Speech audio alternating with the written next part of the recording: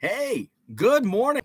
Welcome to Hobby Evolution, episode 832, I think. Good morning. Happy Sunday.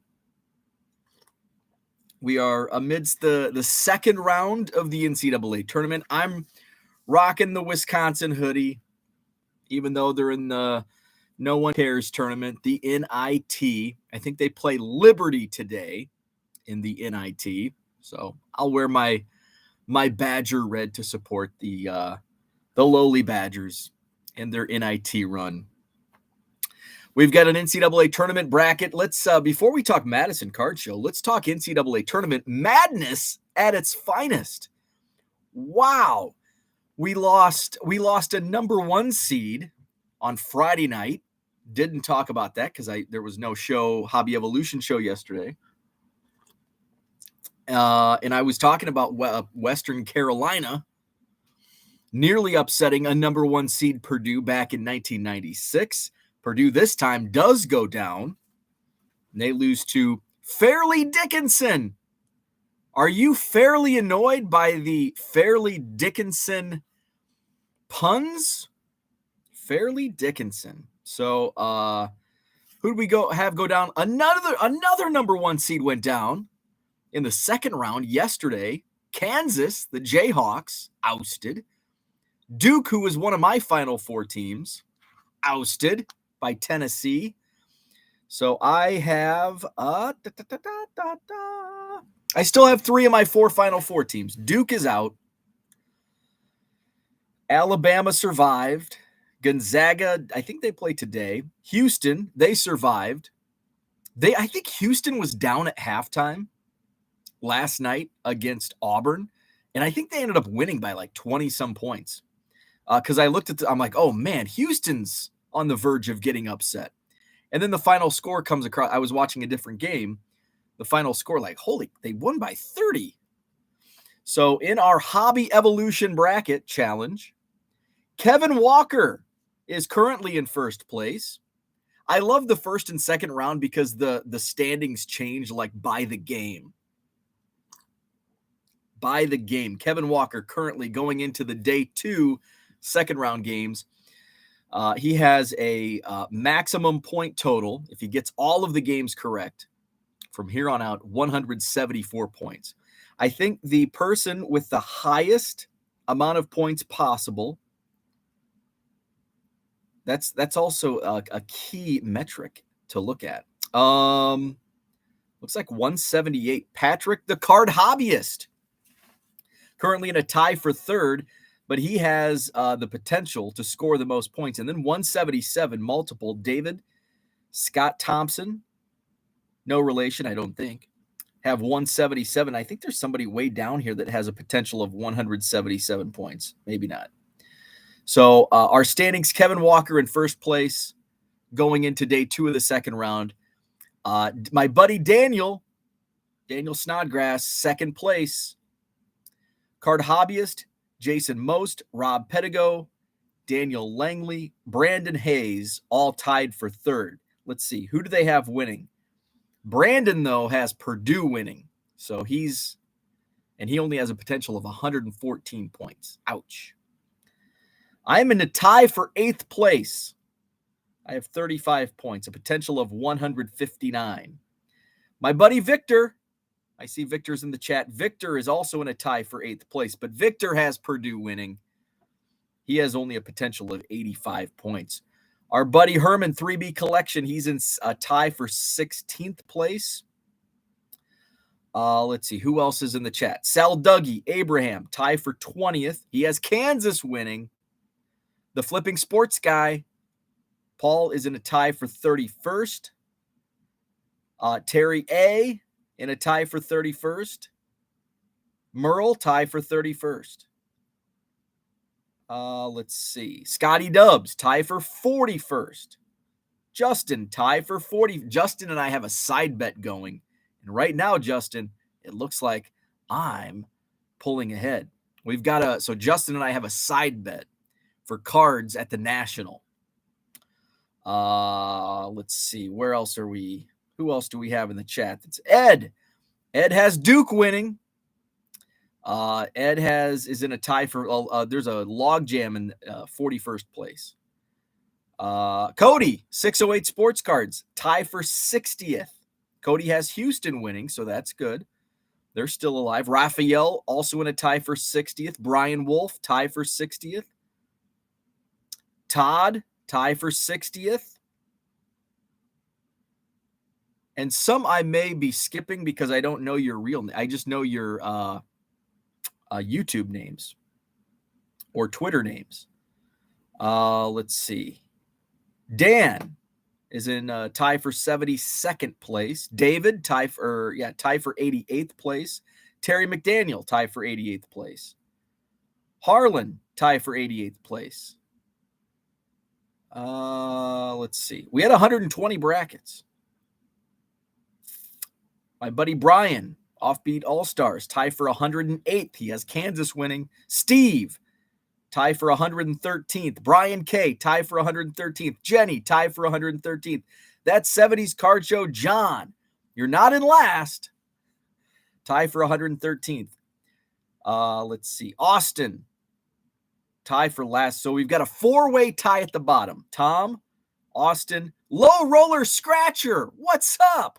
You're in a tie for last place, my man. And Bradley Sullivan, tie for last place. So that's the Hobby Evolution Bracket Challenge as we go into the second day of the second round. So obviously with the Madison Card Show yesterday, I didn't get to watch too many games. I came downstairs and watched some night games. But I didn't get to watch any of the day games. I was kind of looking at the scores on my phone. It's better in the second round because it's not like the first round. There's 4 games at a time, which I love. And I'm looking at my phone. It's like, there's only one game going on, right? What in the hell? I want more games. The first and second round, it's like, it's gone. It comes and goes so fast. I want it to last forever. Not forever, but longer than it does. We've got Jenny here. What's up, Jenny? Low Roller Scratcher, Uncle Rich, Brian Dean, the Card Hobbyist. Jason, what's happening? I'm going to try to pronounce your last name. No, I'm not. Shuflakowski? Shuflakowski. I'm going to say the Shuflatowski. Maddie Ice, good morning. He's rooting for the Hoosiers. My wife's rooting for the Hoosiers. She's an IU grad. Normally she's a Badger fan, but Wisconsin playing in the NIT today. So she's like, are the Hoosiers still in it? I'm like, yes, they did win. They are still in it. Jenny says, I'm out of the bracket. Duke lost. There's still a chance. Maybe not. I guess, you had Duke winning. So yeah, chance is very slim. Card Hobbyist rooting for the Canes. I'm upset they beat Drake. I had Drake going to the Sweet 16 in my bracket. Let's see. Victor, good morning. T206 kid, what's happening? Happy Sunday. I don't watch the tournament, but both my brothers went to FDU. That's very cool. Boston Smoke in the house. What's up? Uncle Rich says, when I was growing up, the unofficial nickname for BD was Fairly Ridiculous. FD even. Can't type. Oh, okay. I'm like, what's BD? What's BD stand for? FD. Fairly Ridiculous. Todd, good morning. My bracket is a mess, but Duke lost, so I'm happy.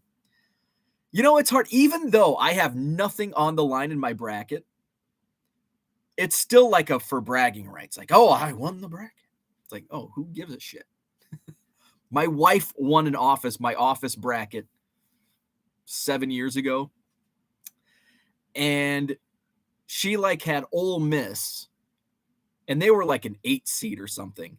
She had Ole Miss going to the Elite 8. Why, you ask? Because she likes The Blind Side. It's one of her favorite movies. Yet she won the office pool. So you can, and like I said, I lived and breathed college basketball, working in college athletics and traveling with a Division I college basketball team for 3 years. And I would do a for funsies bracket and for bragging rights with some friends and would get last place. It's like the more you know, the less you know. Uncle Rich says maybe even 2 teams from New Jersey in the Sweet 16 could have a great weekend. Cooter, what's happening? Good morning. Not a basketball fan, so at least I can watch the WBC. There you go. The World Baseball Classic. I'm going to give a take on the World Baseball Classic because there's been a lot of hot takes regarding the World Baseball Classic. I think it's great. Leave it alone. Leave it in March during spring training. It's the perfect time. Keep it going. Just because you, as a most U.S. citizens aren't real. I know there's a lot of baseball fans that love the World Baseball Classic here in America, but it's not as big in America, kind of like the World Cup. But for nations like the Dominican Republic, Puerto Rico, Japan, Taiwan, it is huge. And people complain, well, look at the attendance and look at how crazy the fans are in the Dominican Republic and in Taiwan. It's different there. It's not now, I'm not going to say MLB marketing is great. It sucks. But it's not MLB's fault that Americans don't care about the World Baseball Classic. And there's nothing wrong with that. You can like what you like. You can not like what you don't like. Baseball fans of other countries love the World Baseball Classic. It's huge. And I really got to see that firsthand at spring training when I checked into my hotel, and there's 5 or 6 minor league players from I don't even know which where they were from the first night. I don't know who was down there, but Puerto Rico or Dominican Republic, and highly invested into these games. Fans at these other sites, highly invested into these games.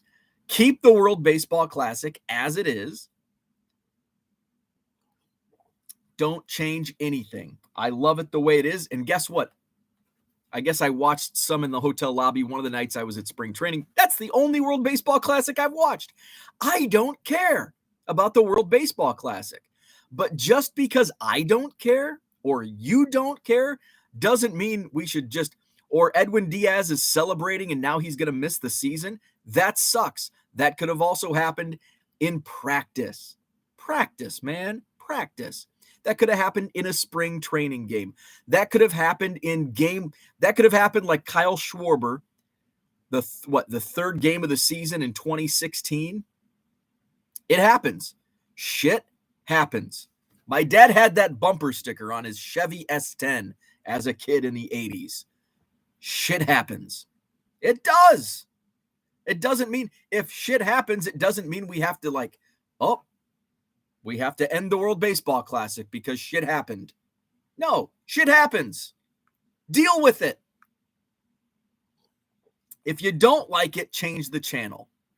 That's what I say. So, Cooter, I'm with you. Well, I'm not with you watching the Baseball Classic, but I think it should continue on as it is. Don't change a thing. Keep it.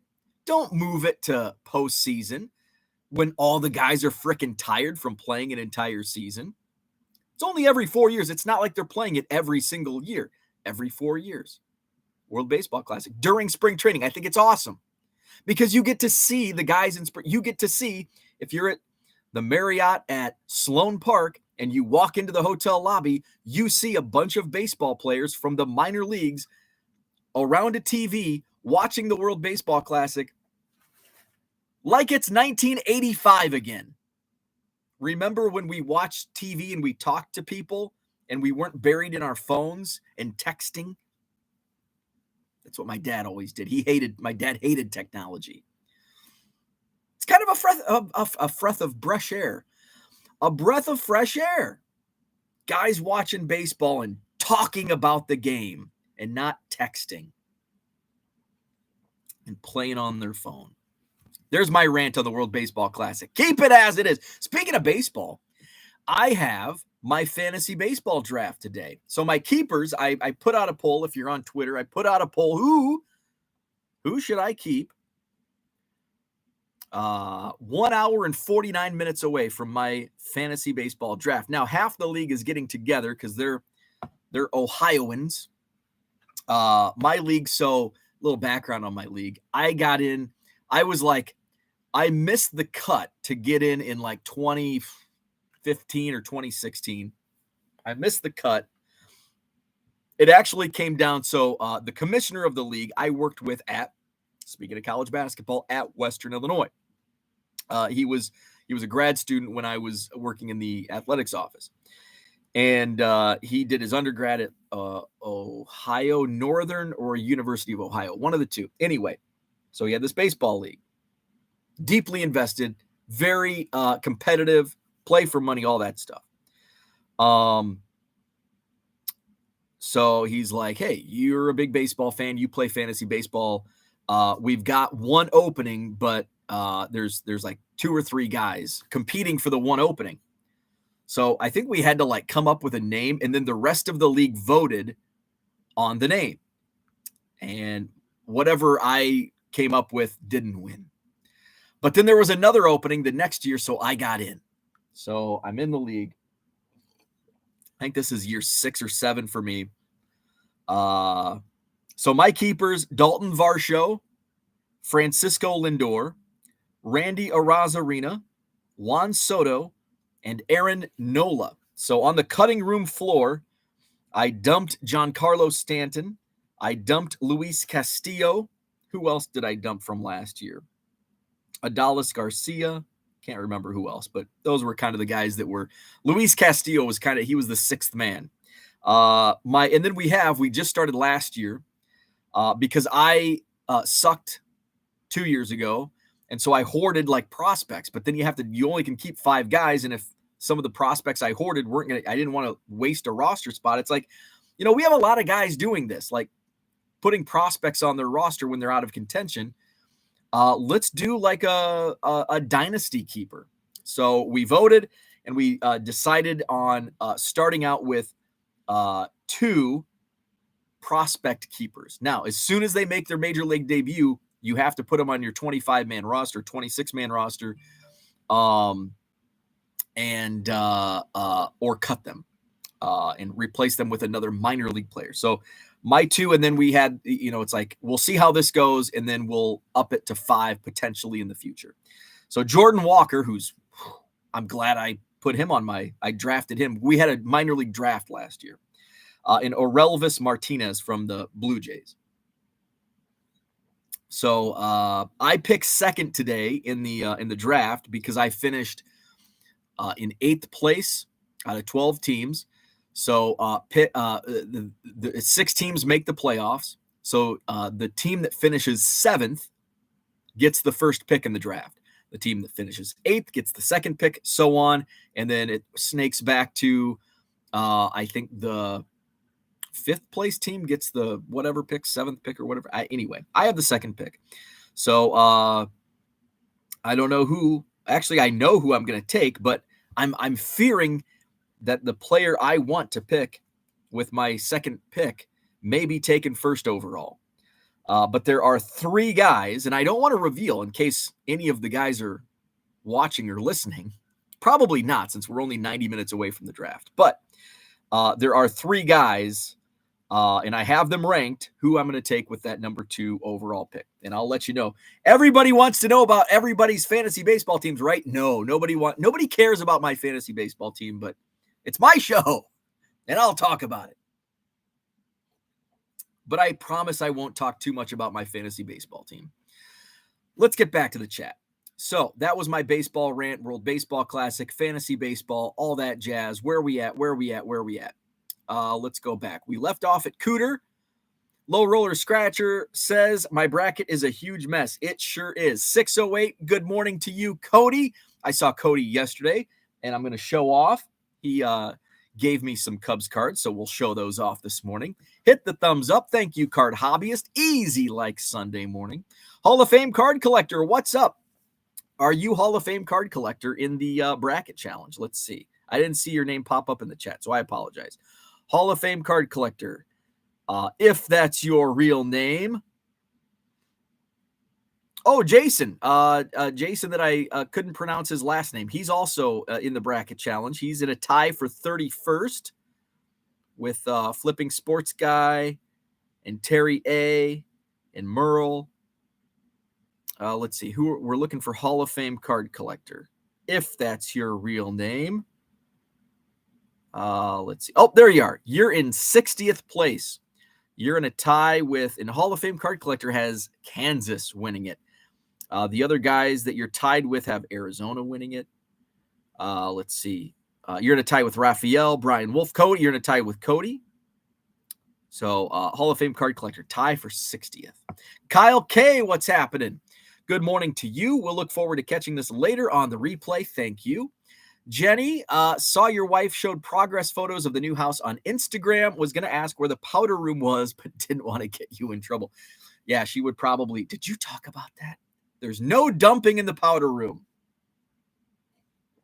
So I think I think this afternoon I may go over to the house and take some photos and video for an update on the basement, the card room, because I think a lot has been.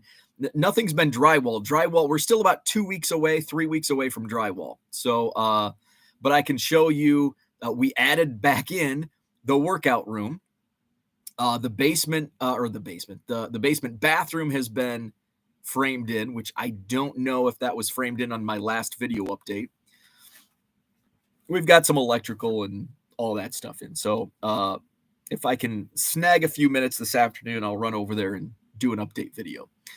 I did sell a cheerleader card. I've sold some random stuff out of my eBay store in the last few days. It was like dead. My store was dead, which I was glad because I didn't want to come home to 1,000 items to ship.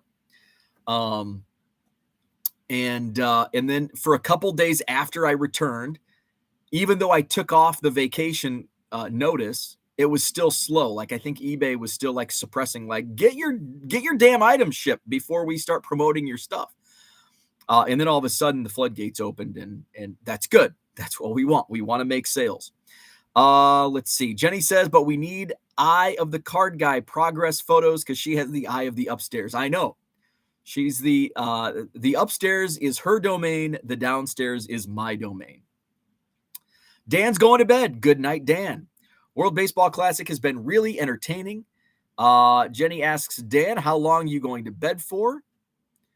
Gavin Lux is out for the season with a spring training game injury. There you go. It can happen. Shit happens.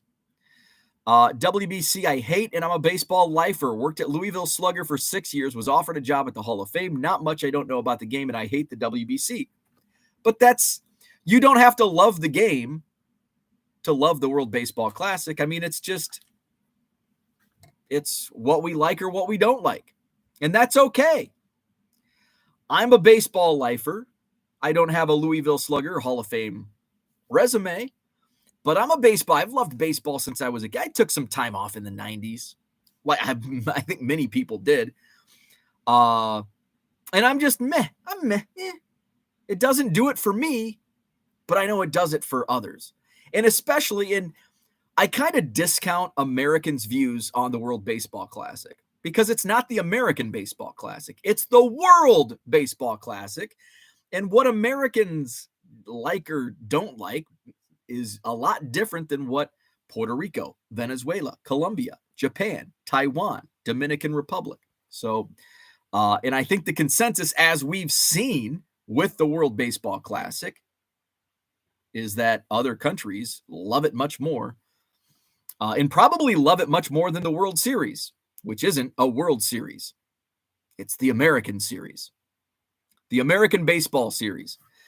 Card Hobbyist says, my favorite argument is that Diaz got injured during a meaningless game. Then why did he get injured while he was jumping around celebrating winning a meaning? There you go. Exactly. A truly meaningless game is spring training, really. But you could make point like game 3 of a 162 regular season. While yes, every game means something, but what if the Chicago Cubs in 2016 ran away with the Central Division, and Kyle Schwarber missed the entire season minus a couple World Series games in game 3, which you could say was a meaning. And they might have even lost that game. I don't know. But you don't, and that's the thing. You don't know. Somebody could walk out. A baseball player could be at spring training and run across the street and get hit by a bus. You just don't know. Shit happens. Terry, good morning. Jenny says there's not much I don't know about the hobby and I hate breaking. Oh, I love breaking. We don't need to like everything about something we are knowledgeable about. That's very true. That's very true. I love breaking. And here's why. I'm a team collector. And breaking allows me, and here's my take on breaking. Breaking allows me as a team collector, as a Chicago Cubs fan team collector, to buy into products and get basically discounted singles. And you could say, well, why don't you just buy singles? Well, because sometimes the singles are much more. Take, for example, Elite Extra Edition. And I have, and this is a good example because I both bought a hobby box and I bought into 3 half-case breaks. So essentially a case and a half of Cubs breaks, 3 different half-case breaks. One of those, the cheapest of the 3, I paid like $16 shipped. And I pulled like 3 numbered autos, Cubs, and a 1-of-1 non-auto, Nazier Muley, and paid $16. That Nazier Muley, it's a non-auto Elite Extra Edition, probably $100, $150, somewhere in that vicinity. Plus the autos, I'd probably pay $20, $30, $40 for some of those, the lower serial numbered. The base autos, maybe 10, 20 at most. But I paid $16 for the whole shebang. I would have paid $100 for a hobby box. And I did. I didn't pull a single Cubs card out of my hobby box of Elite Extra Edition. But I did pull, a Jackson Holiday numbered card. I pulled a couple decent autos. But I won't make my money back on the Elite Extra Edition hobby box. But that's also, I only bought one. If I would have bought a case, yeah, you're spending a lot more money, but you also have a better chance of making money. Not just breaking even, but making money. But sometimes shit happens, right? Merle, what's happening? Good morning. Merle's bracket is busted. Everybody's bracket is. That's the funny thing. After the first round games and after the second round games, people always say, my bracket's busted. But everyone says it. How often do you hear somebody say, my bracket is intact and I am very happy? Not very often. I'm doing well in my, let's just take a look. Who did I say was in first place? Let me scroll up. Kevin's in first place by 3 points, which is pretty big at this point because you only get 1 point in the first round, 2 points for second round games, but those point totals go up. So actually that's, I guess in the first, second round, that's a high point, but I think the next step is like 4 points. So boom, one game either way. I think he has all 4 teams intact, final 4 teams. Yes, he does. He's only so Kevin's in first place. He's got, let's see, is that the Elite 8? 2, 4, 6, 8. So he has 6. He has all 4 final 4 teams intact and 6 of his Elite 8. Daniel's in second. And then there's a jam for third. So Daniel has all 4 of his final 4 teams. And he has 7 of 8 Elite 8 teams. So he's in pretty good shape. So here, I'm like trying to make an argument that everybody's bracket. The guys at the top of the standings also have like all of their final 4 teams intact.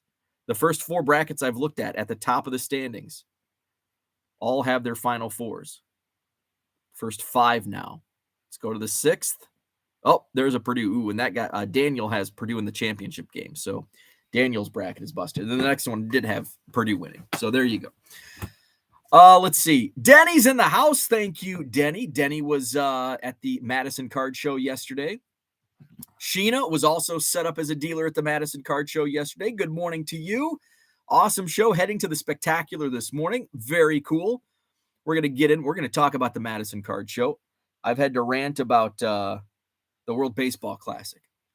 Zach and Porter, good morning. He's starting from the top. And the reason you can't do the powder room is the room is considered unclean. Make sure those mezuzahs are put everywhere else in the house. Yeah, I'm like, what? When my wife first put up, it's a learning experience. My wife is Jewish. And so we have the mezuzahs on the doors. And I'm like, what is this? And why is it tilted? It's not straight. Why is this not straight? And that's the thing. Merle says, I love Cinderella stories, and that's why I watch as many games as possible. Can't be happier for FDU. 16-1. Happy for those kids, even when they take out the team I had to win the tourney. It is cool to see. You need a sign for the powder room that says no dumping. That would not be allowed. That would not be allowed. Even if I ran that idea past my wife, she would give me a death glare. You should set up a card show every week. Bring 20 quarter boxes. You can rotate each week with new inventory. If only I had that much inventory to rotate out 80 boxes a month. But I did have 30 yesterday. So I did have a couple questions on Twitter. We'll talk about what I was selling yesterday. Cooter says, spring training trip and card show is behind you. Any plans to move more bulk and organize for showing the house? Yes. So I do have a buyer for the next bulk buy. So I've just got I wanted to get the card show out of the way. So I'll be reaching out to him and lining up a time to make that deal and hopefully get another one ready to go. Let's see if I can find pick your teams like in 2018. Breaking would be cool and fun again. But what I see is moving to random team, random division. I'm out on that. I'm out on that too, but there's a lot. There's a lot of pick your team. Real breaks. Do real breaks. Let's see. Go to eBay. And I know people like poo-poo breaks on eBay, but the thing is, there's a lot. Badger Breaks is on eBay. I bought into Badger Breaks. Who else from eBay? And just look at the feedback. And you can tell they may have 20 negative feedbacks, but I guarantee you, most of those negative feedbacks are people, I didn't get crap. I only got one card. It's like you bought into a break. So that's what sucks about I have sympathy for breakers on eBay because they have to deal with a lot of that crap. But go to eBay. There's pick your team breaks on every product you can imagine. There's breakers out. There's probably more breakers out there than what's in demand for. So you can find. Baseball card curmudgeon, what's happening? Rich says my brackets are not busted. On the other hand, Rich has no brackets to bust. Jenny says, LOL inventory. I was thinking if you only had that much time. At some point, someone will break the powder room rule. Oh, for sure. Absolutely. Somebody's going to dump in the powder room. Just had a mocha donut that had bacon on it. My life is complete. That's a nice little mix. By the way, yesterday I went to the Madison Card Show. Since I had 30 quarter boxes, I set up on 6 tables. I'm like, I got to get there early so I can get all of this crap unloaded. I went to Dunkin' Donuts. I was so early. How early was I? I got to Dunkin' Donuts before they were open. I didn't know that was a thing. I thought they opened at like 3 a.m. No, they opened at 5:30. I was there at like 5:15.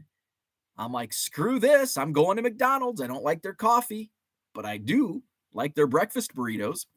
So I had a couple McDonald's breakfast burritos. I'm the picture of fitness and health in my McDonald's coffee. The coffee wasn't too bad. I just shit on McDonald's coffee. I prefer Dunkin' Donuts. Paul Heath, what's up? So I was at Dunkin' Donuts, get to the Madison Card Show.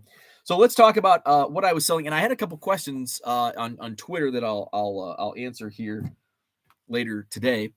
Is it worth selling quarter card? And I actually get that question at card shows every once in a while. They're like, is this even worth it? Do you make any money selling 25-cent cards? Hell yes, I do. I made over $700 yesterday selling 25-cent cards. I sold some supplies. But really, to be honest with you, I think supplies, I probably sold $700 because I think my total was about $775 in quarter cards and supplies. I made over $700 on cards alone. I sold out of my top loaders, which was about $30 worth. I actually didn't sell any penny sleeves. I sold like 3 packs of penny sleeves, which I thought I took like 50 packs of penny sleeves, and I'm like, I should probably take more. I sold 3. I took like how many top loaders? Like 30 top loaders. And I'm like, I probably shouldn't take 30 because I'm just going to take them, bring them home. No, every single one sold like by noon. So and who knows, the next show I do, I might not sell any top loaders, but I'll sell all my penny sleeves. Who knows? So I sold over $700 worth of 25-cent cards. So yes, it's worth my time. Also, I promote the Madison Card Show, which means I don't have to pay for the tables. I mean, I pay for the tables in my rent to the Sheraton Hotel. But if those tables weren't taken, I didn't sell the show out. So it's like, well, I have plenty of inventory. I'm going to take all of my cards, all of my quarter boxes, because I have been, like Low Roller Scratcher said earlier, rotate them to each show. And that's what I've been doing. And I have over 30 quarter boxes that I've been rotating in and out. I'm going to bring them all, and I'm going to take that whole back wall, which that's where I used to set up in the early days of the Madison Card Show, and it was very popular. I had, and what was selling out of the court, baseball was king. Like football and basketball, I had some, I met Shane Zager, by the way. Shout out to Shane. He came up from Cedar Rapids, Iowa, which I also want to get into just geography of customers and marketing. But I had a great convo, and Shane was at my table all day. And I think he got there. I think Shane came at 9:30, and he was still, we were like among I think there was only one other dealer left in the room. Everybody else had packed up. So he was digging through my boxes until 3:30 after the show ended. An awesome guy. First time, I mean, we've interacted on Twitter a lot. But this is the first time we've actually met in person. So I got to talk with him for, most of the day. I had 5 people at the baseball boxes at what time was it? 8:00 in the morning. The show starts at 9. And my entire baseball table was filled with people digging through boxes already, an hour before the show starts. And that's what Shane said. He goes, man, I should have got here at 9. And I'm like, well, I had people as early as 7:30 digging through my box. He's like, what? He's like, so that's actually a thing? I'm like, yeah, there's a bunch of people that come in 7:30, 8:00. And I welcome it. Like, as long as they're respectful. Some dealers don't like people looking while they're setting up, but I like a free range card show. I don't like doors locked. Dealers can't. I hate that. I hate policing when dealers can set up, because I have control of, if they want to, now the doors may or may not be locked. But if you want to bring in, I've had dealers put their empty showcases on tables. It's I can't guarantee, I'm not taking responsibility if you come in the morning and they're not there, because I can't guarantee these doors are locked. So if you want to put them out, do it at your own risk. I wouldn't put any cards out. And I actually considered since I had so many boxes, I considered when I went in Friday afternoon to do it. The reason I decided against it was because the high school basketball tournament's going on this weekend here in Wisconsin, in Madison. And I think there was at least 2 teams staying at the hotel, and obviously a lot of fans. And so I just didn't want to risk with a lot of traffic, and it made me a little nervous. So even though they're 25-cent boxes, I didn't want to walk in the morning with half of my inventory missing. So I didn't want to take that risk. But I welcome free. If you want to come in, and I tell everybody, I'm like, you can start setting up as early as 7 a.m. Show starts at 9. You can start setting up as early as 7, but if you want to come in earlier than that, usually the lights are on by 6.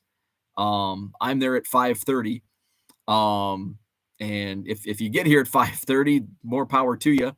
And I'll turn the lights on for you. I'll make sure whatever room you're in, I'll make sure the lights are on and you're good to go. So same with customers. Doors are open. If you want to come in, look at cards, just be polite and respectful. If the dealer wants you to come back later, that's his prerogative. As a dealer, I don't like that, because guess what? There's, even though I didn't sell the show out, there were still 60 unique dealers set up at yesterday's card show. It was not a sellout, but typically there's like 70 to 75 unique dealers. So if you tell a customer, I'm setting up, can you come back later?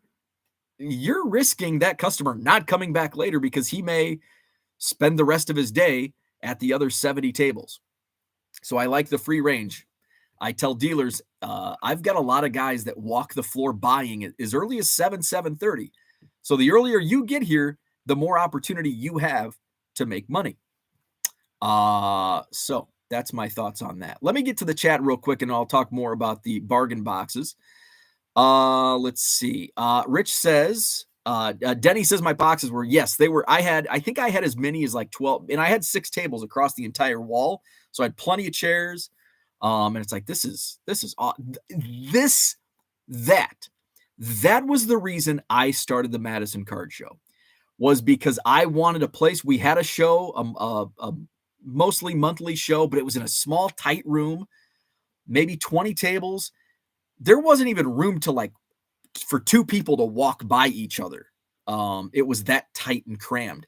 Like, sitting down was like, no way in hell you're able to sit down in that room. And it's like, I want a space where there's enough room where you can put out a chair and you can dig and have a show with long enough hours, not a 4-hour show, but a 7 or 8 hour show, where Shane can sit at my table for 6 hours and just dig through the bargain boxes. That's what I envisioned when I started, and Johnny, my co-promoter at the time, when we started the show.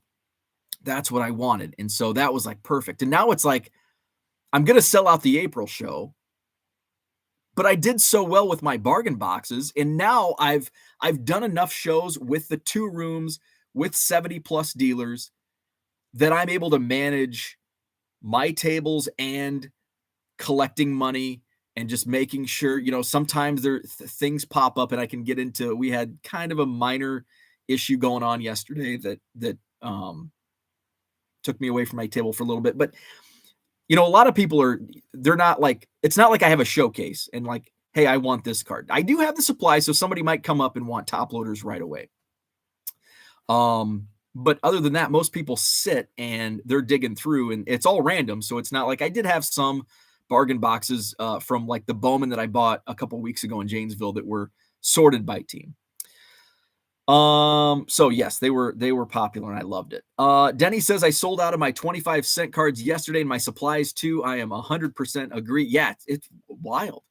Let's see. Rich says, Cooter, since your life is complete, just leave me your cards. It's a fair trade. James came and dug through my quarter boxes, which means I've got to restock for Rockford in 3 weeks. So, by the way, James, I did buy a 4-row box of Bowman Draft.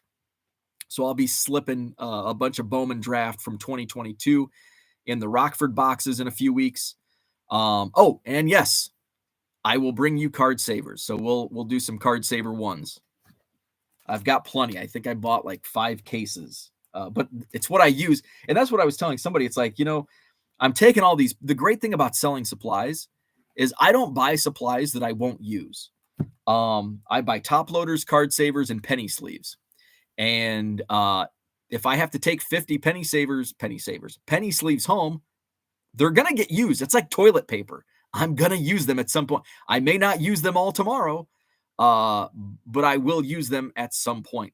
So I like to keep a nice stock. And same with card. Now, top loaders, I use top loaders on occasion. Typically, I will use when I ship. If I'm shipping, like, say it's a non-standard envelope package, I'll put those cards in top loaders. If it's like a Bowman Chrome Auto or something like that, I'll put those in top loaders as opposed to card savers. So yes, James, I will bring you card saver ones for the Rockford show. Rich says Shane is a big time deal. I didn't realize that. And we've interacted like all the time on Twitter. And so he was kind of giving me his background. I'm like, holy shit, I had no idea. Denny says sold all Card Saver ones I brought, should have brought more. And that was, Card Saver ones and top loaders were big sellers yesterday. In fact, James wanted Card Saver ones. He might have bought yours.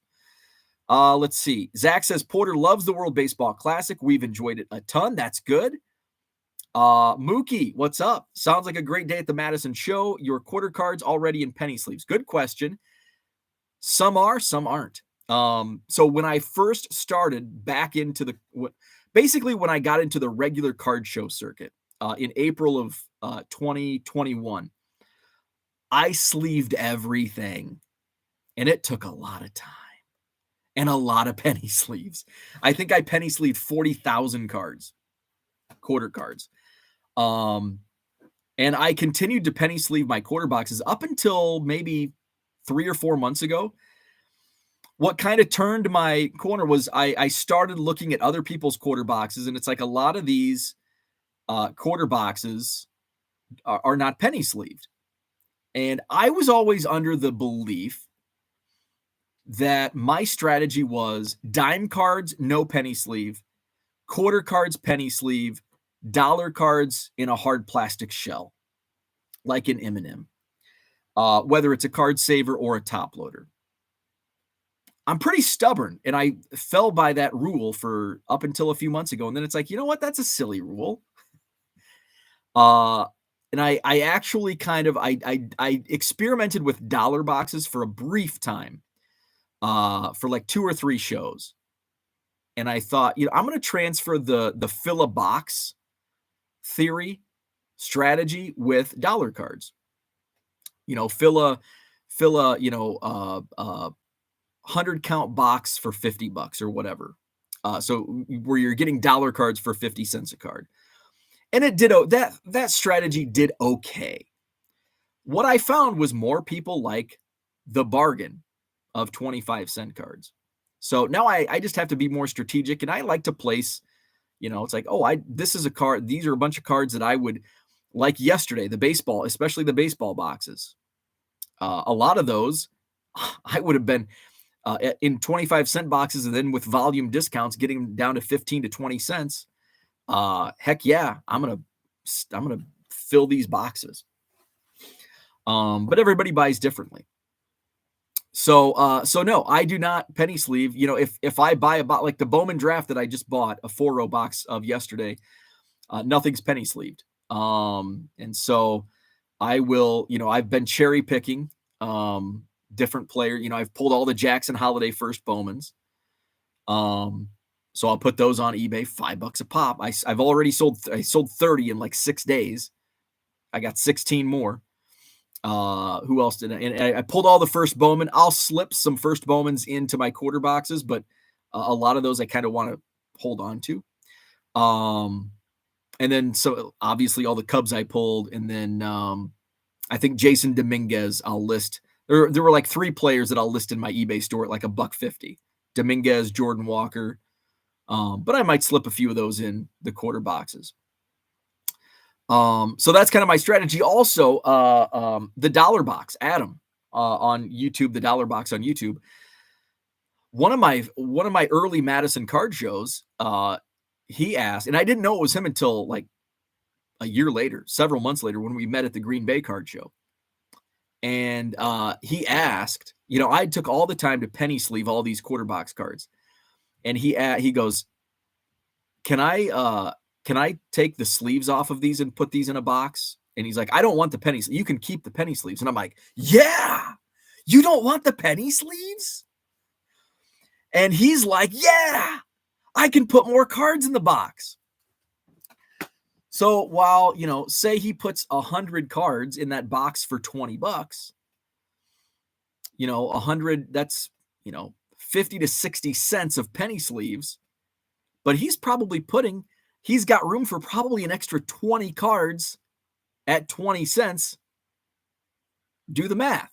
20 cards at 20 cents is a lot more than 100 penny sleeves at a half a penny, right? So then I saw, and I didn't even think about it until he like explained it to me at the Green Bay Card Show, which I want to do that show. Matt and Harry Lambrick, awesome dudes, awesome guys. They've set up at every Madison Card Show, I think, since the second one. They've not missed a single show. I love that type of loyalty. That's awesome. That's awesome loyalty. Love it. So I did their first show, and then the dates just haven't worked. I think the April date will work. So I'd love to take my quarter boxes on the road to Green Bay, Wisconsin. And I told him I'm not going to, I told him at last month's show, I'm like, how you looking at tables? I don't want to commit. Don't put me down because I don't want to commit until I 100% can commit. And if you're sold out when I'm 100% committed, bad for me, tough luck, Bo. So I kind of, we'll see how the schedule works, how my schedule works out. So, cause I think that's coming up in a month. I think I think actually it might be maybe I'll take it on the road, cause I think it might be the same weekend as Janesville. I'll have to look it up. Anyway, let's get back to it. Low Roller says you sold $700 for 25 cents each. It wasn't 25 cents. Most of them were volume discounts. Even when somebody like has a stack of like 25 or 30 cards, it's like 20 cents a card. So, and sometimes it's, if I do it every week, I know, and that's, here's the thing though. The math is, the math looks easy, but the thing is every show is different. And you also have to have good inventory. Remember, if I do a show every week, I'm not going to make $700 every week. And here's the math. And this is something that if you're not doing this on a regular basis, it may not be understood. It's like, wow, it's kind of like, wow, you have 125 tables and you charge X amount. You're making a ton of money doing this. And it's like, well, I also spend money on advertising. I also spend a lot of time. A lot of time is money. Remember, time is money. And the venue ain't cheap. So there's a lot that goes into it. It's not just, don't just count the tables and count the dollars. There's a lot that goes into it. I do make enough to make it worth my while, but I'm not getting rich doing it. So going back to the example Low Roller brings up. So 700 I made, it was about 775 total on supplies and quarter cards. That's by far the most I've ever made on quarter cards at a card show. Now, here's where you have to start diving into the different, countering that thought process. The most I've ever made before this was the 2 Rockford shows. I kill it at Rockford each month for the most part. There's been some, but the times I've done poor at Rockford have been my own fault because I just have the same crap. And then when you have the same crap like 2 months in a row, people stop coming to your table. If you continue to bring good stuff, your customers will continue to come. You have to restock for all dealers. You have to bring new stuff every show because you're going to have the same or similar clientele. The same people are going to be walking the show for the most part, especially small monthly shows, smaller, mid-sized regional shows. Talking Rockford, Janesville, Madison, Oak Creek, Oconomowoc, those types of shows.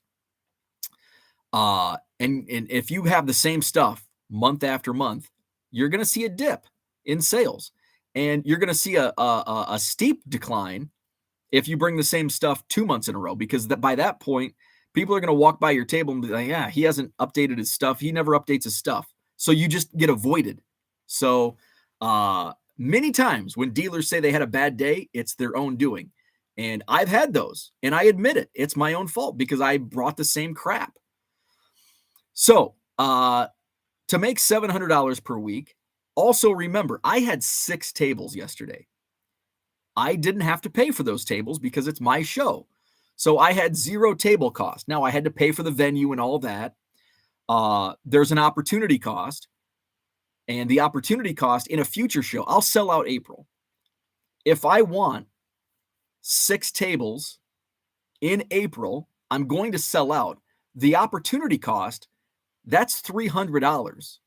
If I book 6 tables for other dealers, that's $300. So if I make 7, if I sell out the show in April and have a waiting list, but I take 6 for myself, I'm down $300 right off the bat.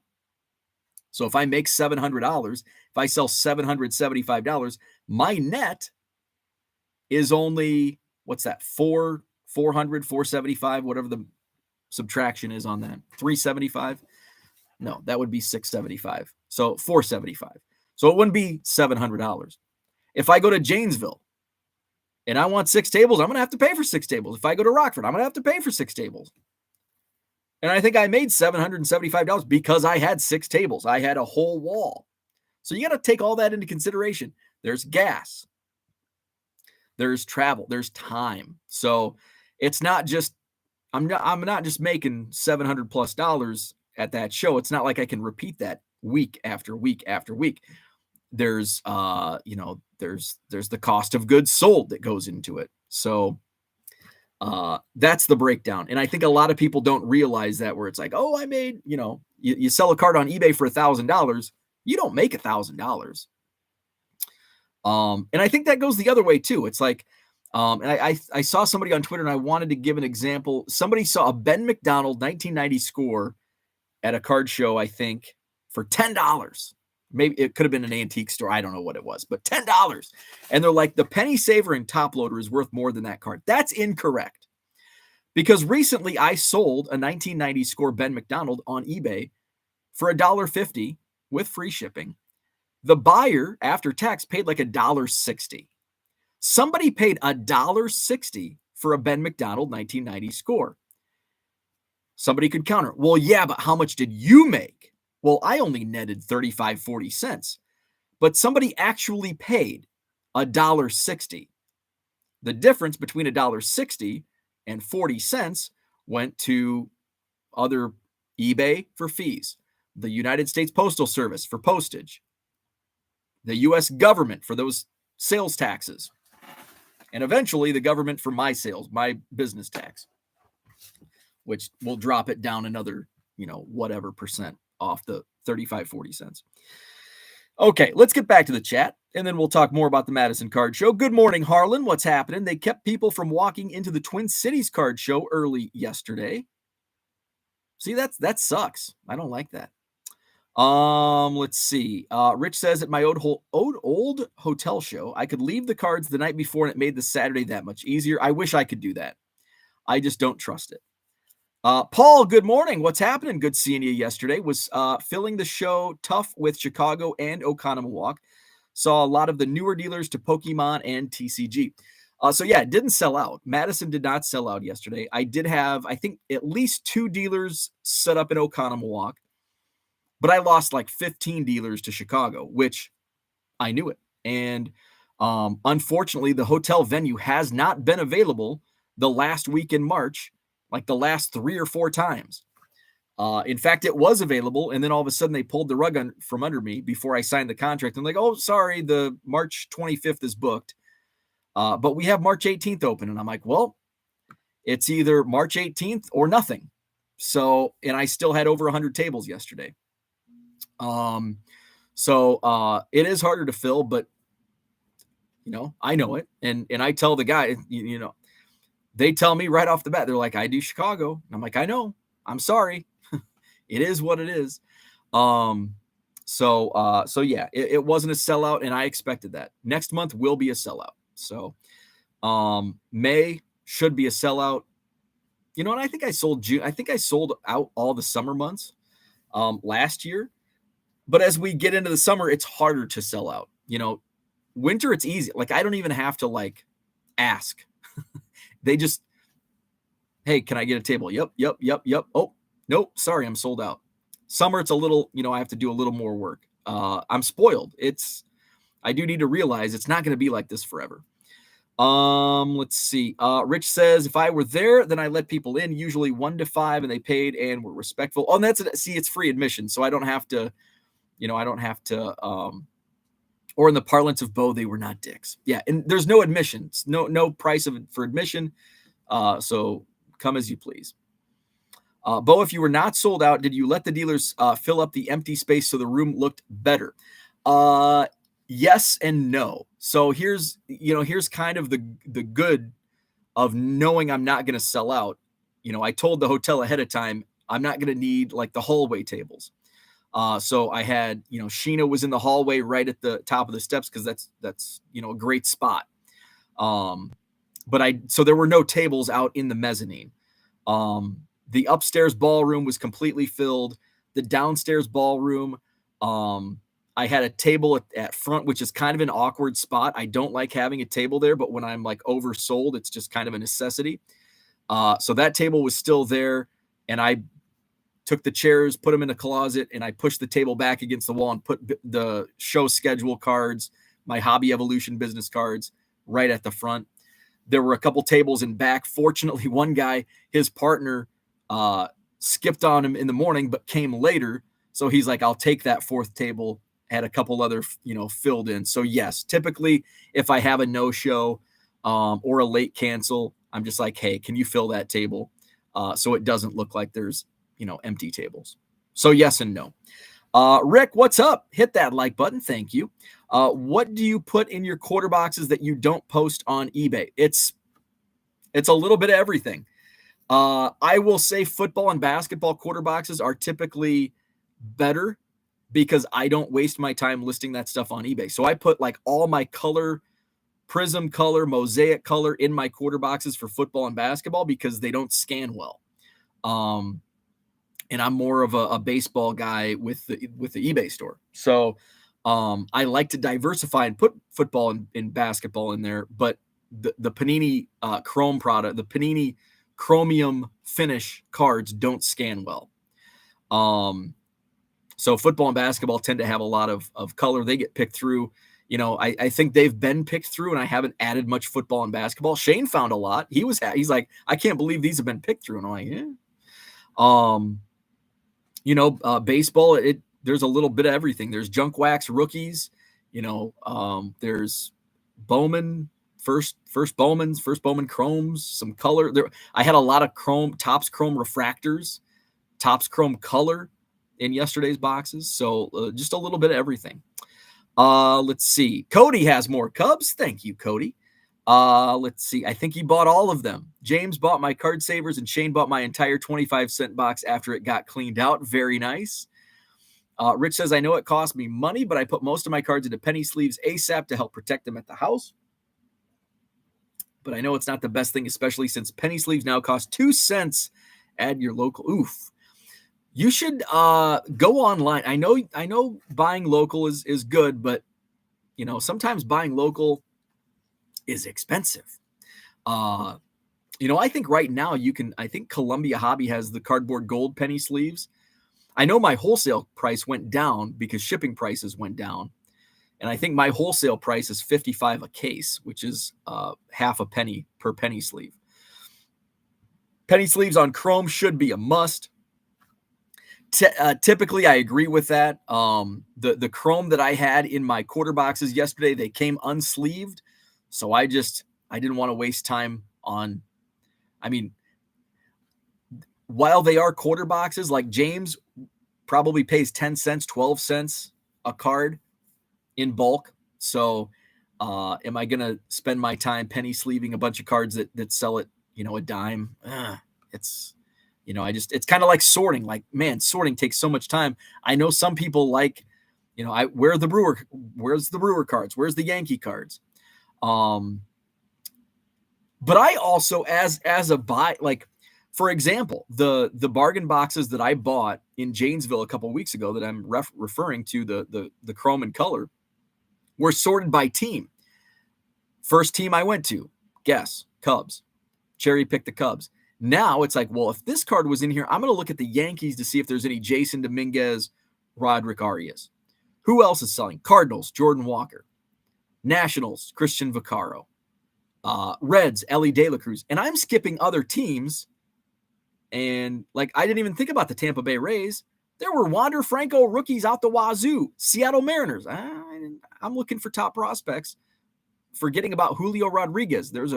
And after I had cherry picked 2 or 3 times, I think James had gone over there and cherry picked, I still found a Bowman's Best true rookie card, Refractor. And I paid 3 cents for it because I got it in the bulk deal at the end. So that's, sometimes I miss stuff because they are too organized. That's why I like the random dig. Let's see. At the DCS, someone brought out my friend's dime boxes in both basketball and football. Left baseball, there were more of them in miscellaneous, lots of hockey. I think I actually sold some hockey cards out of my bar, like maybe 4 cards. I gave 2 away. There was a lady came up and she was wearing a Tampa Bay Lightning sweater, and she went straight to the hockey box and she pulled out 2 cards. And she's like, "Do you have change?" And I said, "You can have them." Feel free. Hell, you can have that whole hockey box if you want. No, can't give the way. There's pretty good stuff in that hockey box. There was. I know Victor went through it at the last Rockford show. Let's see. We need a Low Roller Scratcher to come to the Dallas Card Show to buy out those boxes. There you go. Low Roller, get to that. Maybe we can have a meetup in November. Tentatively. Planning on Dallas Card Show November. Merle says, don't forget the cost of donuts and coffee. Yeah, there you go. Breakfast in the morning. That's a business expense. Wisconsin Shipper, do you have plans to set up in Oconomowoc? You know, I've never even been over there to that show. It's not out of the... I would like to do more shows, but it's like, here's my battle is the unknown. And it is great just to network. And as a buy, like Janesville, I don't make crap as a seller at Janesville, but it's worth it for me just to network and as a buyer. My fear is like 2 summers ago, I set up in Schaumburg. And that was because I was on the road. It's a Sunday. I was on the road at like 4 a.m. There's a lot of tolls between South Beloit and Schaumburg, you know, maybe, I don't know, $15 in tolls, the gas to get there. You know, I'm eating breakfast and lunch on the road, and I'm gone all day. And, you know, I think I broke even, like what I sold against shipping, or against gas, tolls, and food, not even taking into account I'm gone the entire day. Just in money spent, money earned, it was like break even. That's my fear, is, you know, spending whatever it is on tables and then only making $100 selling cards, and I've spent the whole day. So in those instances, those are times where you have to like kind of, you know, you go to make money. Like you set up typically to make money. Now that's not the most important part sometimes. Sometimes buying is the most important part, and, you know, selling just kind of offset, especially when you're doing bargain boxes. My cost of goods is like fractions of a penny on the cards I sell, but it's about networking, and I could meet dealers that set up at my show. I could meet dealers that give me great deals on bulk. So selling isn't the most important. So I do need to take that into mind, but I also need to take into consideration, I don't want to do card shows every weekend. Because it is a lot of time, just in preparation. You're gone the entire day. When I come home from a card show, like I just want to kind of veg out. Like last night I came downstairs, watched basketball, and it's like, I'll list some cards. And I listed like 3 cards on eBay just because it's like, I'm kind of over it today. We'll get back at it fresh tomorrow. So I've never set up at Oak Creek. I've only been to the Oak Creek show once. But again, it's like even going is, you know, spending an entire day. It's not out of question. Just kind of see how things go. Merle says, we had Girl Scouts set up at a table, and each box of cookies you bought let you pick a bargain card off their table. That's kind of cool. I started getting a wave of people wanting to purchase vendor tables to sell Girl Scout cookies. Initially, I thought it was a great idea. The first person that asked me, and I said, hey, that's a great idea. That's actually pretty cool. And I didn't think it through. And then he goes, well, can I have a discount on the table since all the money goes to the Girl Scouts and I'm paying out of pocket? And that kind of ticked me off. It's like, you're a complete stranger and you expect me to pay out of pocket for your kid. Like, that's kind of bold for you to come up with that. Like, come on. And then I got to thinking that like kind of like rubbed me the wrong way. And I said, yeah, we'll see. And he didn't want to pay full price for a table. And then I had a second person come out. We want to set up Girl Scout. And it's like, this is a card show, not a Girl Scout cookie show. Like this is, and it's like, if I open it up to the Girl Scouts, then the floodgates open and I've got every high school team wanting to do their charity fundraisers. And it's like, that's not the point. This is a card show. If you have cards and, you know, if a regular card dealer wants to sell cards and has a daughter in Girl Scouts and wants to sell Girl Scout cookies, I'm all for that. But I don't want a table of Girl Scout cookies. That's it. Like, I don't want to get into, and I'm not just pointing out at the girls, whatever the Boy Scouts do. I don't want Boy Scouts setting up whatever they sell. I don't want, see, in high school, we had like FFA or whatever. We sold fruit. I don't want FFA fruit sales. I don't want any of that. I just want cards. It's a card show. Let's see. Where are we at? Low Roller says, why didn't you get 2 tables for yourself each card show? So that's actually what I think I'm going to do. You know, and I might do 3. You know, that's $150. And I'm sure I can make more. It's not about making money, and I want to get as many dealers, but look at the demand my tables had. So there's demand for that. So it may be something that, you know, that I do.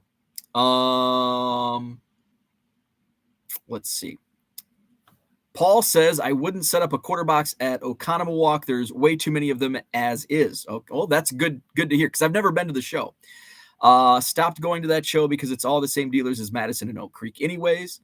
Rich says, Bo, they also give me a bunch of donations for my smaller card show. Well, now it's smaller. So to me, that trade-off I'll make, but I know it's a tad higher than it could be. I had in my contract that I or anyone else helping with the show could eat the hotel buffet breakfast. That's a nice little perk. Let's see. The only type of thing no vendor could sell at my old show was anything which sold food. Yeah. And that's kind of, the hotel actually said, yeah, we're not even really like supposed to bring in food to the room, but like, I don't even communicate that to the, if the hotel has an issue, if it becomes an issue, you know, it'll be something that I have to address. But to this point, we're 23 shows in, haven't had any issues.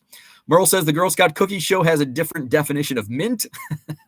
7, not been to the show at the 5-0s. Oak Creek is our jam. You cannot control someone bringing in food. Right.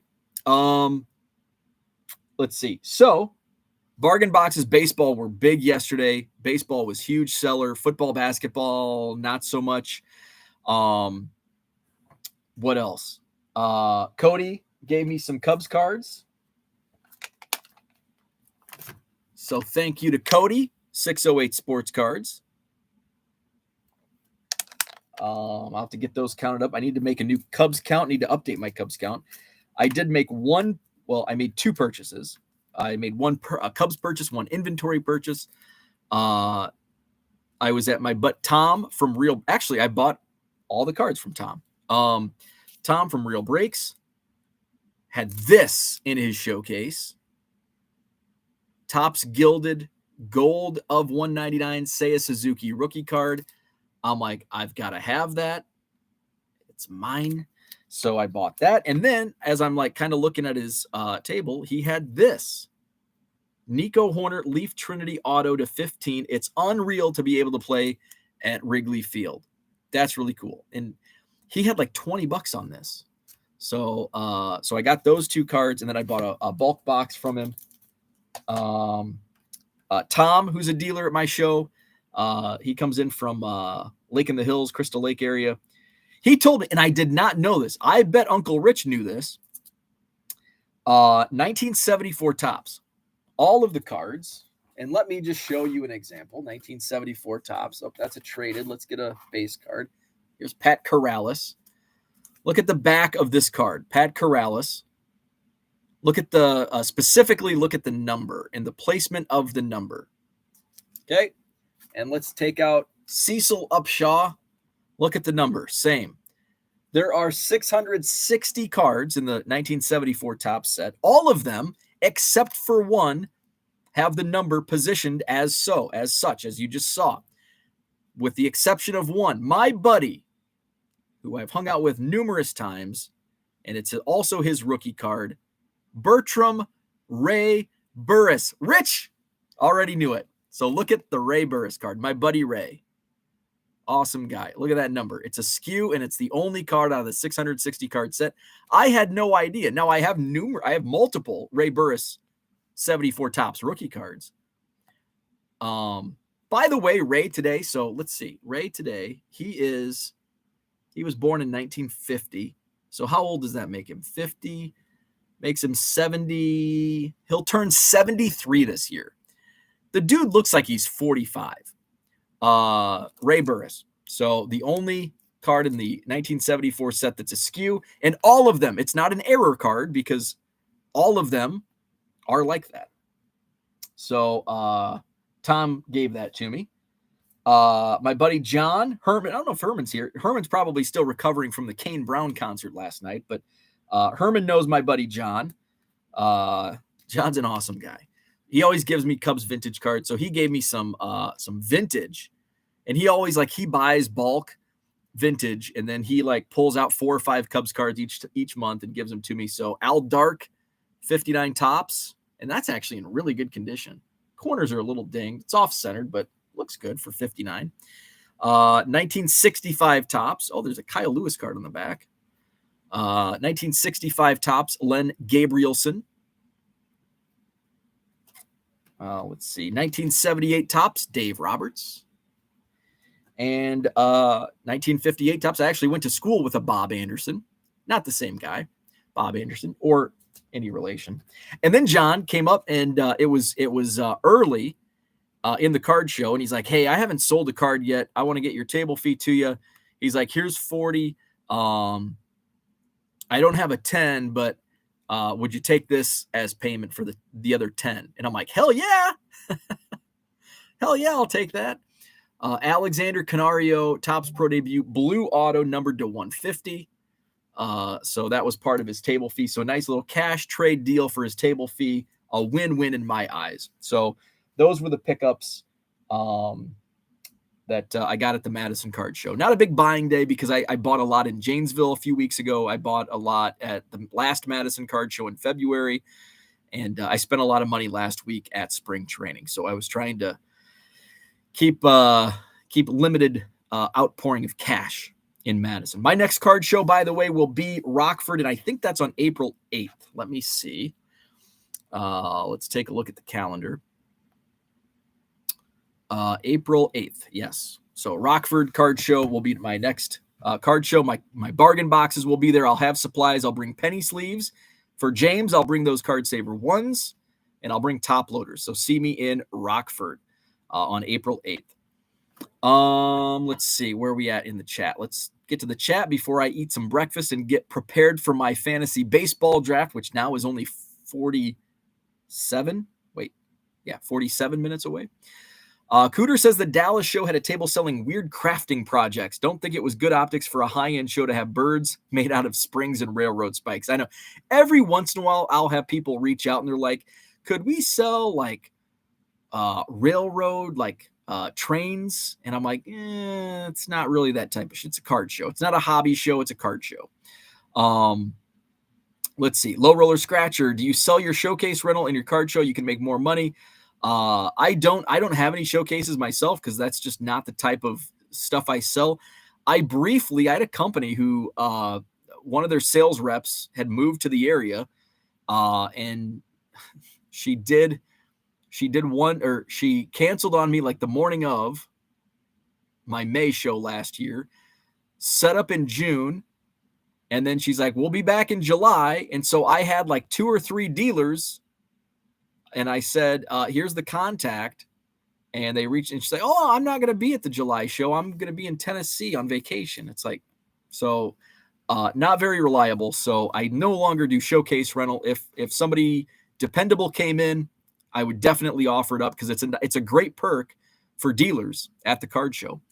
And it might be something of hell if I could find showcases, I might, buy some myself and just, I'll take out the middleman. So that is a good idea. Let's see. Let's wrap it up.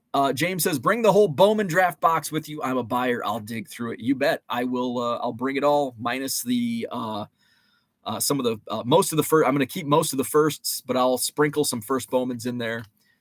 No Cubs, as you well know. Let's see. What else was there from the show? It was a good show. Traffic was not as well trafficked as January or February, which was expected. But I would say it was more trafficked than probably the July, August, September, October, November shows. May have been similar to December and then less than January, February. I had one dealer say I made more money today than the 5 previous shows, Madison shows combined. So that was good to hear. I had other dealers say they killed it. I had other guys say, it was down from last month, which, I tried to tell one guy. I told him, I'm like, March is going to be down because there's going to be a lot of buyers going to Chicago. And he's like, hey, I want to make sure I get this spot next month. Can I pay you now? And I'm like, yep, I'll mark you down. You're good. So that's good. That's always good to have. And they actually come from Chicago. They came from Chicago to the Madison Card Show to set up as dealers. And they're already excited about April, which, by the way, is Saturday, April 29th. I just wanted to talk about like the marketing for the show. And I think I kind of made 2 months ago, I kind of adjusted the way I market on Facebook, on the Facebook ads. And I kind of scaled it back to where I was casting a wide net, like all the way down to like Bloomington, Normal, Illinois, Peoria, out to Des Moines, Iowa. I was covering most of the state of Minnesota, all of Wisconsin. And I think that was too much because some of the points that I was touching was like 6 hours away. And for a one-day show, not many people are going to drive that long of a way for a monthly show. Some do, and I really appreciate that. I think what I should have done, and if I don't have my November schedule yet, I don't know if I can have a show that avoids Chicago. It depends on the venue. But if it does happen again, I think my reach, I need to look at where other shows are and but I need to target. I need to target areas where there's a void of shows. I had several Iowa people drive in 2-3 hours from Iowa because there wasn't any competing shows in that area. So I need to be more cognizant of what's going on the weekends of my show as far as my marketing to try to draw those people in, like Minnesota, Minneapolis, St. Paul, Rochester, I think would have been, I should have probably hit more areas in southeast Minnesota than what I did this month is in terms of Facebook marketing. Steve mentions I saw an ad, and that was actually a mistake, Steve. That was not by design. That was a mistake that I didn't. I think you actually reached out and you're like, hey, I saw this in Colorado. What happens sometimes is Facebook is quirky, and when you save the demographic, like the likes, what people like, Topps, Panini, PSA, Pokemon, stuff like that. When you save that, at times it will erase your geography and it goes back to default United States, which I don't want because I don't want to market to Colorado. I don't want to market to the state of Washington. I don't want to market to Florida, Texas. Now, sometimes by design, the Mint Collective, which I think is coming up, a lot of people will be there. I may market to Las Vegas only for 3 days, 4 days. When the National was in Atlantic City, I targeted Atlantic City on Facebook ads. The next Madison Card Show, August, whatever it was.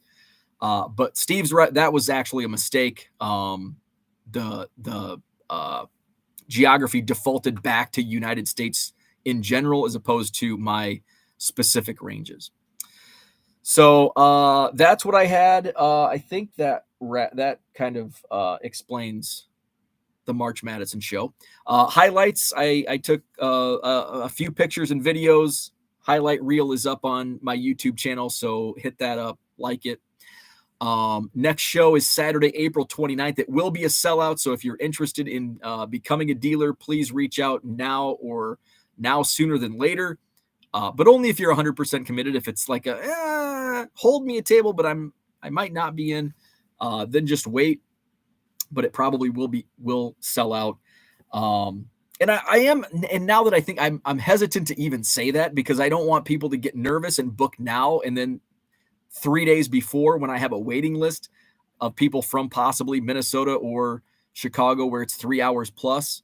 And it's like, because if you cancel on me at 9 p.m. the night before or 6 a.m. the day of the show, when I do have a waiting list, some of those guys are from Minnesota, from Chicago, from Iowa City, and they can't just take off at 6 a.m. and get to the show. So be a little more respectful on late cancels and all that. And that's why dealers that I don't know, first-time dealers, I do get prepayment to avoid situations like that. And I just need to be more firm. And I had a dealer reach out on Friday night, and they're like, I threw my back out. I can't do the show.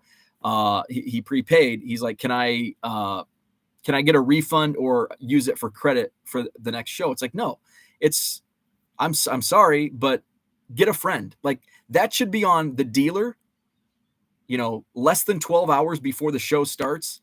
It shouldn't be on the promoter. And I know, hey, the promoter is the promoter, but people need to take responsibility. And I know shit. Hey, what's the theme of the day? Shit happens, right? I know shit happens, but we need to take responsibility.